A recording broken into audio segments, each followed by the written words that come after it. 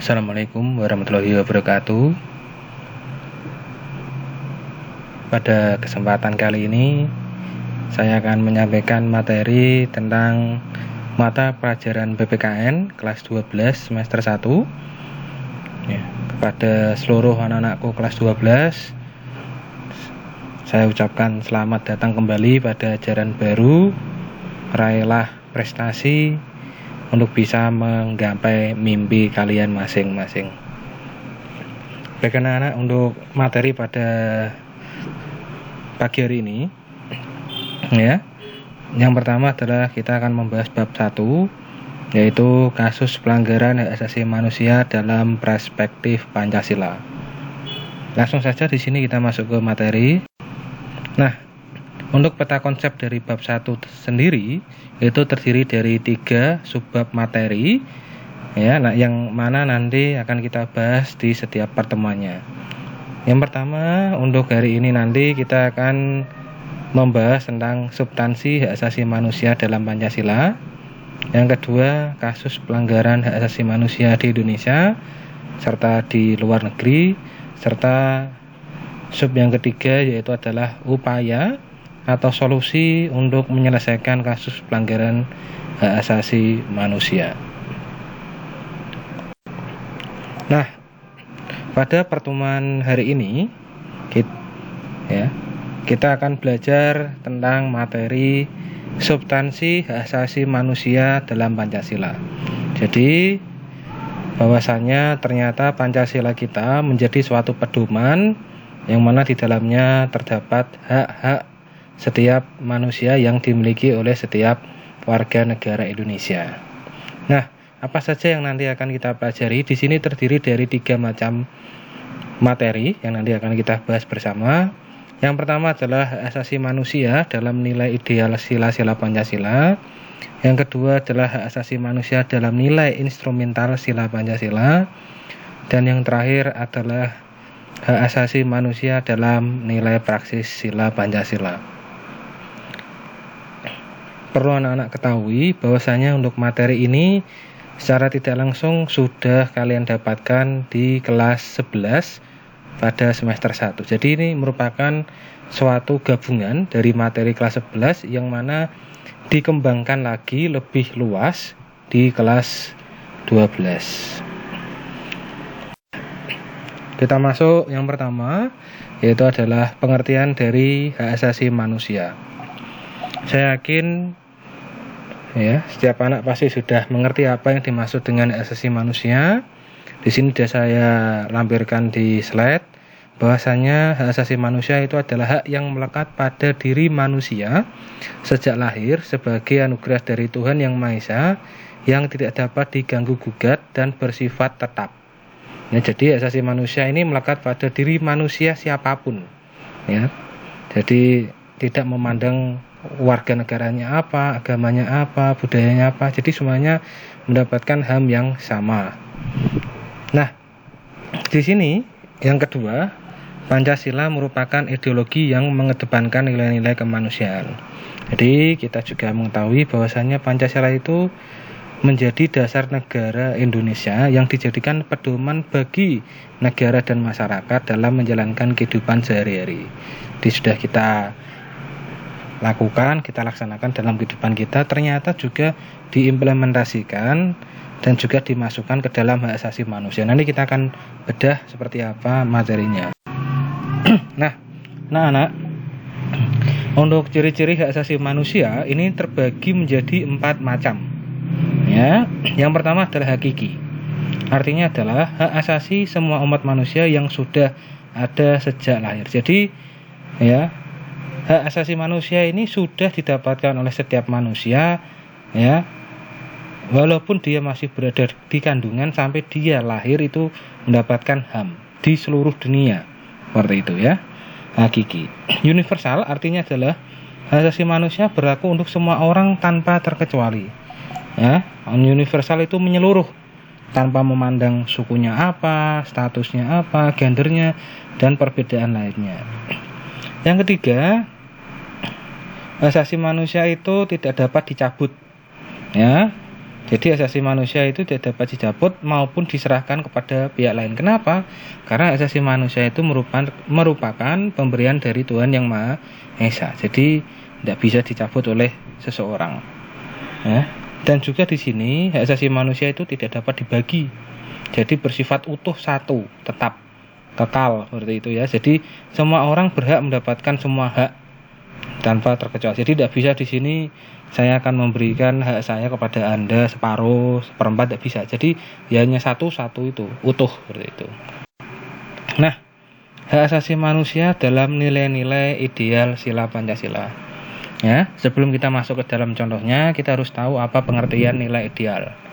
Anak-anak, nilai ideal itu adalah nilai dasar yang dijadikan pedoman dalam memberikan hak kepada setiap warga negaranya. Jadi di sini negara dalam memberikan hak dasar kepada warga negaranya ini berdasarkan sila Pancasila. Jadi ada dasarnya. Seperti itu. Misalnya saja sila pertama, ketuhanan yang Maha Esa. Ya. Di sini negara menjamin hak kemerdekaan atau hak kebebasan setiap warga negara untuk bisa memeluk agama tanpa adanya paksaan seperti itu. Jadi bebas memeluk agama, bebas memilih agama, bebas melaksanakan dan menghormati perbedaan agama yang lainnya. Jadi ini merupakan suatu hak yang diterima oleh setiap warga negara. Sila kedua artinya adalah kemanusiaan yang adil dan beradab, ya. Kemanusiaan yang adil dan beradab. Jadi di sini menempatkan setiap warga negara memiliki kedudukan yang sama dalam hukum dan pemerintahan. Jadi setiap warga negara itu di hadapan hukum dan di hadapan pemerintahan itu sama. Seperti itu anak-anak. Ya. Terus sila ketiga, persatuan Indonesia. Misal saja di sini ya, yang diperoleh yaitu adalah misalnya kegiatan warga negara dalam semangat rela berkorban, ya, dan menempatkan kepentingan bangsa dan negara di atas kepentingan pribadi. Jadi di sini kita utamakan kepentingan nasional, kepentingan negara daripada kepentingan pribadi kita. Sila keempat, ya, kerakyatan yang dipimpin oleh hikmat kebijaksanaan dalam permusyawaratan perwakilan. Ya, di sini misalnya saja dalam kehidupan pemerintahan itu ada bernegara, bermasyarakat dalam kehidupan demokratis. Ya, misalnya saja di sini hak untuk memilih maupun dipilih dalam pemilihan umum, dalam pemilihan kepala daerah, provinsi, kabupaten, pemilihan anggota DPRD dan sebagainya ya. Sila kelima yaitu keadilan sosial bagi seluruh rakyat Indonesia. Jadi intinya ya, negara mengakui hak milik perorangan dan dilindungi pemanfaatannya oleh negara. Jadi setiap rakyat mempunyai hak yang sama, yang mana hak itu nanti akan dilindungi oleh negara. Jadi seluruh rakyat Indonesia tanpa terkecuali, misalnya saja di sini ya, hak untuk mendapatkan atau hak untuk memiliki suatu barang, misalnya pengen motor, mobil, jadi semuanya bisa ya, dan itu dilindungi kepemilikan kita dengan catatan ya pembeliannya sesuai dengan peraturan hukum seperti itu. Nah, yang kedua adalah hak asasi manusia yang dimasukkan ke dalam nilai instrumental. Ya, nilai instrumental itu merupakan nilai-nilai dasar Pancasila yang diberikan atau yang ditaruh di peraturan perundang-undangan yang ada di Indonesia. Tujuannya dari nilai instrumental adalah mempunyai ya tujuan untuk melindungi hak dasar ya bagi setiap warga negaranya. Jadi hak-hak yang diterima oleh setiap warga negara itu nanti akan mendapatkan peraturan atau mendapatkan perlindungan dalam setiap peraturan perundangan di Indonesia. Misalnya dalam UUD 45 pasal 28A sampai J, TAP MPR, dalam undang-undang, Perpu, peraturan pemerintah, keputusan presiden. Ini juga banyak, ada contohnya UUD 45 itu contohnya pasal 28A sampai J, ada juga TAP MPR nomor 17 garing MPR garing 1998, ada Undang-Undang nomor 39 dan 99 ini tentang hak asasi manusia, Undang-Undang nomor 26 tahun 2000 ini tentang pengadilan HAM, ya, dan banyak lagi yang lainnya ya. Seperti itu anak-anak. Ini sebagai langkah negara untuk dapat melindungi hak yang dimiliki oleh setiap warga negaranya. Nah, nilai-nilai yang terakhir ada 3 nilai ya, ada ideal, instrumental, dan yang terakhir ini adalah nilai praksis.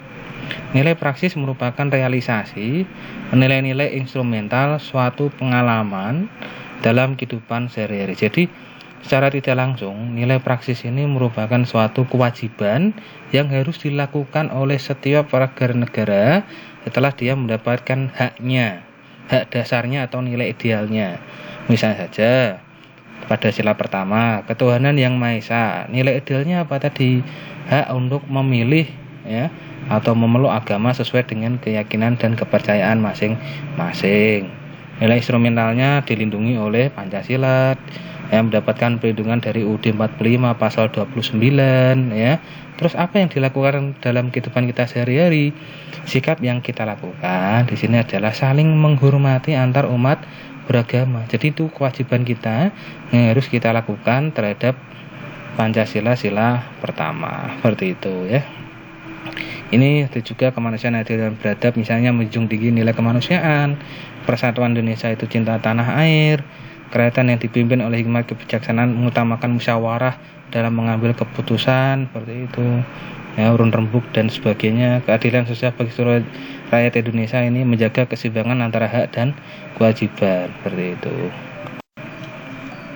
Baik anak-anak, itu merupakan materi pada subbab yang pertama ya. Saya harapkan anak-anak dapat